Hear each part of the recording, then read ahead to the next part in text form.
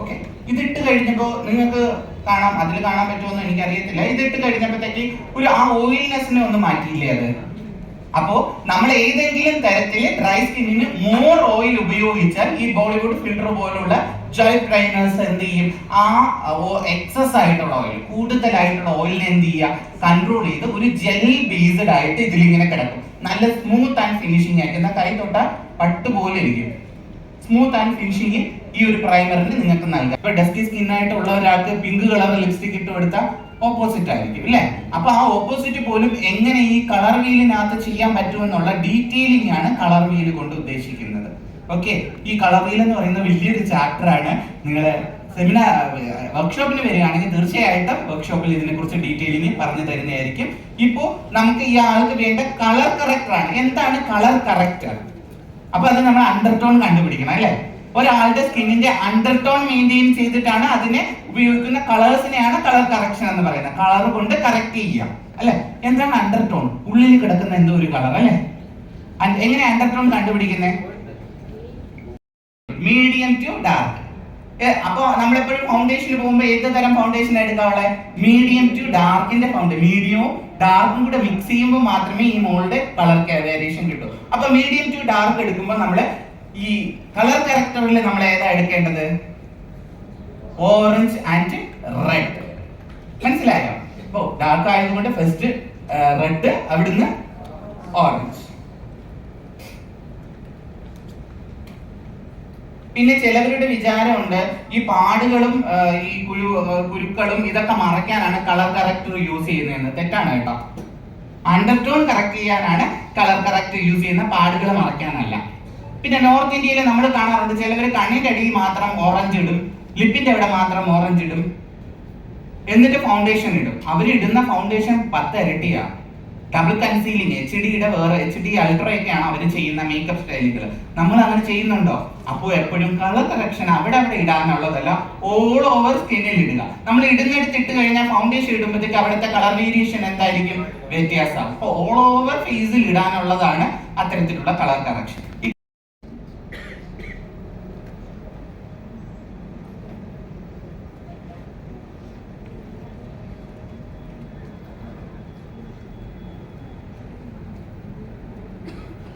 Okay അല്ലേ?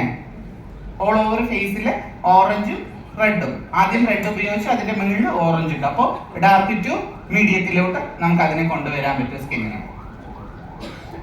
നിങ്ങൾ കണ്ടു, ഞാൻ ഓൾ ഓവർ ഫേസ് ആണ് അപ്ലിക്കേറ്റ് ചെയ്തത്, അല്ലാതെ ഇപ്പോൾ ഈ പിമ്പിൾ മാർക്ക് ഉള്ള ഭാഗം അങ്ങനെയല്ല. ഓൾ ഓവർ ഫേസ് തന്നെ ഇടുക, എങ്കിൽ ഫുള്ള് നമുക്ക് ഈവൻ ടോണിലേക്ക് കൊണ്ടുവരാൻ പറ്റുള്ളൂ.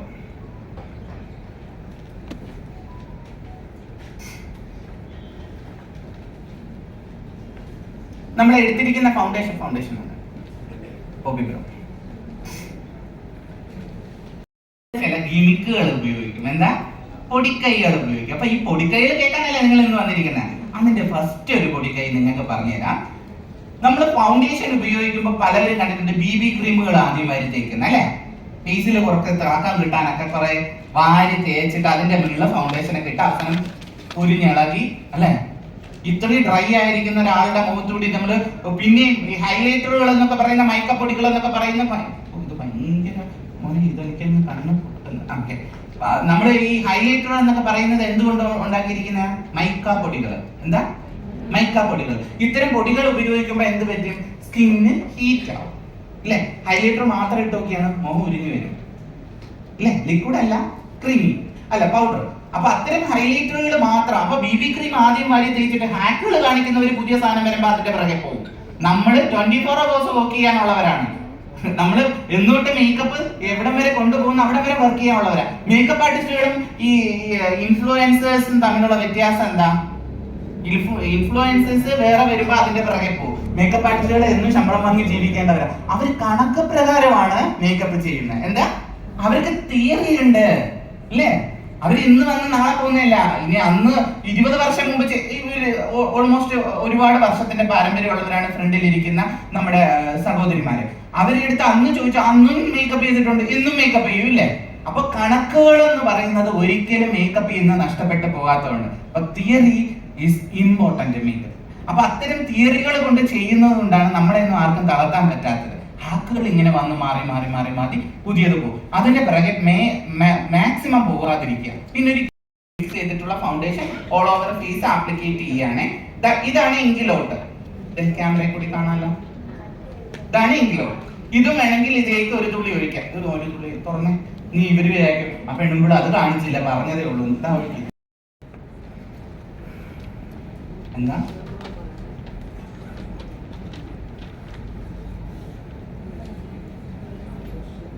സ്ക്രീനിൽ കാണുന്നില്ലേ? കസേര നിൽക്കണോ? അപ്പൊ ഞാൻ ഇങ്ങനെ ഒന്നും ചെയ്യണമെന്ന്. Okay okay okay. കുഴപ്പമില്ല.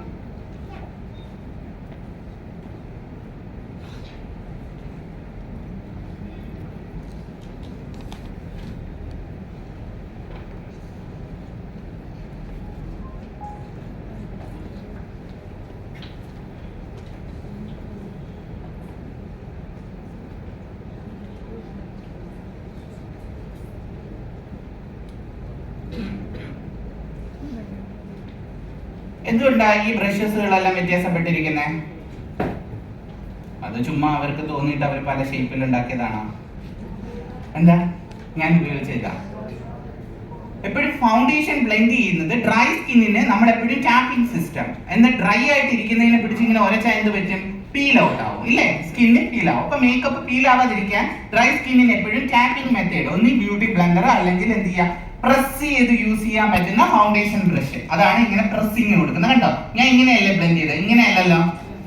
ഓയിലി സ്കിന്നിനെ നമ്മളിപ്പോൾ ഓയിൽ എന്ന് പറയുമ്പോൾ തന്നെ അറിയാം ലിക്വിഡ് ആയിട്ടാണ്, അതെപ്പോഴും ക്രീമി ആയിട്ട് കിടക്കുന്നുണ്ട്. റൗണ്ട് ബ്ലെൻഡിങ്, എന്തിനാ അതിനെ പറയുന്നത്? Round blending. അതിന് ഓവൽ ഷേപ്പിലുള്ള ഫൗണ്ടേഷൻ ബ്രഷസുകൾ നമ്മൾ യൂസ് ചെയ്യും. ടൈറ്റ് ആയിട്ട് ടാപ്പിംഗ് മാത്രം ചെയ്യുന്നതിനാണ് ഈ ഇത്തരം ബ്രഷുകൾക്ക് കട്ടി കൂടിയിട്ട് ഇങ്ങനെ വരുന്നത്. മനസ്സിലായോ? അപ്പോൾ ബ്രഷുകൾ ഇങ്ങനെ വ്യത്യസ്തപ്പെട്ടിരിക്കുന്നത് വ്യത്യസ്തമായ രീതിയിലുള്ള ബ്ലെൻഡിങ് സിസ്റ്റംസ് നമുക്ക് ചെയ്യാൻ വേണ്ടിയിട്ടാണ്. മനസ്സിലായോ? നമ്മൾ ആദ്യം ഫൗണ്ടേഷൻ ഇടുന്നതിന് എന്ത് പറയും? Foundation application. ഓക്കെ, ഇത് ഫൗണ്ടേഷൻ ബ്ലെൻഡിങ്. മനസ്സിലായോ? ഇതൊക്കെ അറിയാം. ഇവിടെ വന്നിരുന്ന് ഈ പറയേണ്ട ആവശ്യമുണ്ടോന്ന് അറിഞ്ഞിരിക്കാം.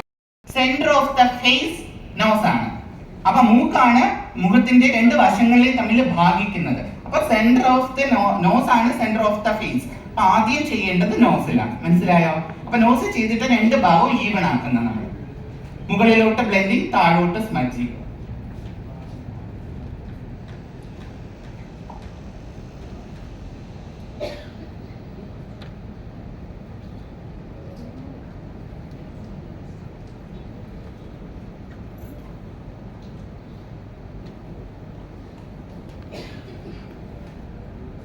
ഓക്കെ, ഇനി നോസ് കോണ്ടോർ ചെയ്തു. അടുത്തത് എന്താ?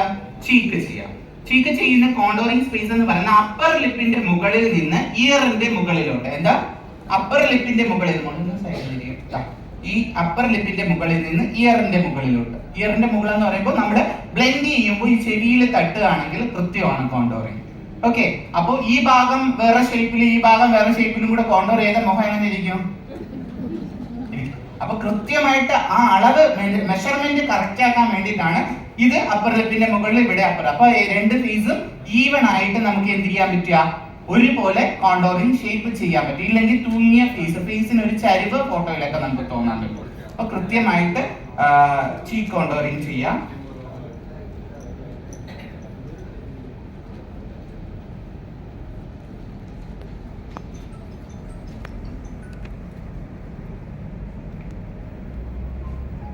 അപ്പൊ ഈ ചീക്ക് കോണ്ടോറിംഗ് എവിടെയാണ് നിർത്തേണ്ടത്? ഈ അപ്പർ ലിപ്പ് എന്ന് പറഞ്ഞാൽ ഇതിന്റെ മുകളിൽ വരെ ഇങ്ങനെ വരച്ച് നിർത്തണോ എന്ന് ചിലവർക്ക് ഒരു ഡൗട്ട് തോന്നും ഇല്ലേ? എവിടെയാണ് അത്? ആർച്ച്, ഐബോളിന്റെ ആർച്ച് ഏരിയയുടെ നേരെ താഴെ. അപ്പൊ പറയുമ്പോൾ ഇവിടെ വരും. മനസ്സിലായി? ഇതാണ് ആർച്ച് ഏരിയ, അത് ഐബോൾ, അതിന്റെ നേരെ താഴെ ഇങ്ങനെ. മനസ്സിലായോ? ഇയറിന്റെ മുകളിൽ നിന്ന് ഇങ്ങനെ. ബ്രോഡ്നെസ് അനുസരിച്ച് അത് കൂടിയും കുറഞ്ഞിരിക്കും. എനിക്കൊക്കെ ആണെങ്കിൽ ലിപ്പിന്റെ അത് വരെ ചെയ്യണം, കാരണം എനിക്ക് ഇച്ചിരി കവിള് കൂടുതലാണ്, ഇവിടെയൊക്കെ ചതവ് കൂടുതലാണ്. ബ്രോഡ്നെസ് ഇല്ലാത്തവർക്കാണെങ്കിൽ എന്ത് ചെയ്യാം? ഈ ലെങ്ത് എന്ത് ചെയ്യും? കുറയും.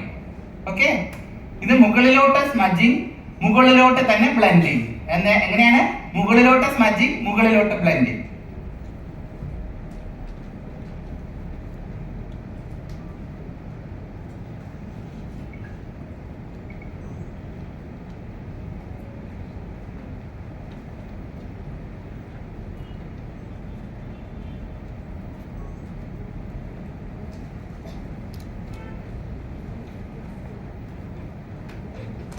ഈ സൈഡും ഈ സൈഡും തമ്മിൽ വ്യത്യാസമുണ്ടോ?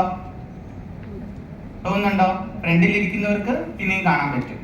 ഈ സൈഡ് കുറച്ച് അകത്തോട്ട് ഒട്ടിയിട്ടുണ്ടാവും, ഈ സൈഡ് സാധാരണ നോർമലായി. അപ്പൊ അതാണ് കോണ്ടോറിങ് ചെയ്യുമ്പോൾ നമ്മുടെ വ്യത്യാസം എന്ന് പറയുന്നത്. സെയിം ഈ സൈഡും കൂടെ ചെയ്ത് നോക്കാം.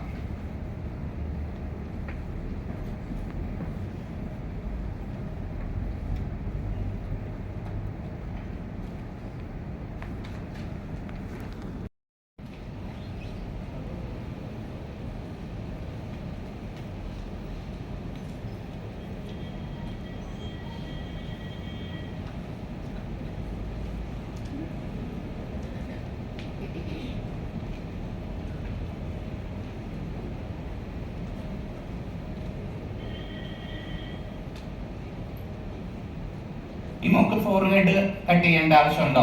ഇല്ല, വളരെ ചെറിയ ഫോർവേഡ് ആണ്. അപ്പൊ ആവശ്യമില്ലാത്ത സാധനങ്ങൾ നമ്മൾ ചെയ്യാൻ പോകണ്ട.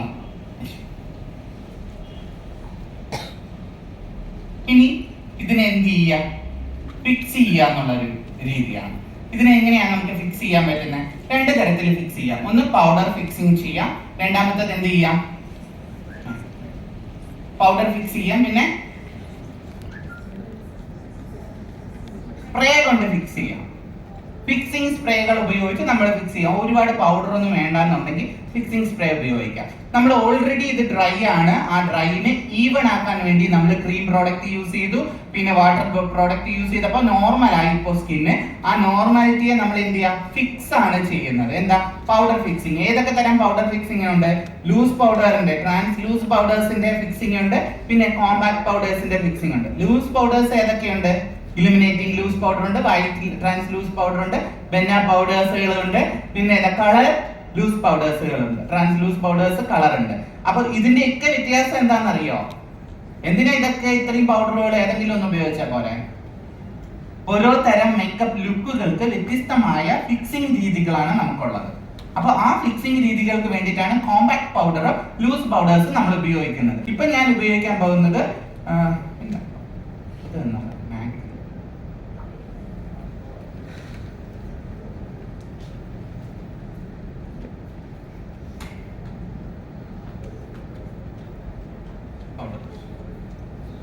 ഞാനിപ്പോ ഉപയോഗിക്കുന്ന മാക്കിന്റെ സാധാരണ കോമ്പാക്ട് പൗഡർ ആണ്. Dark medium to ഡാർക്കിന്റെ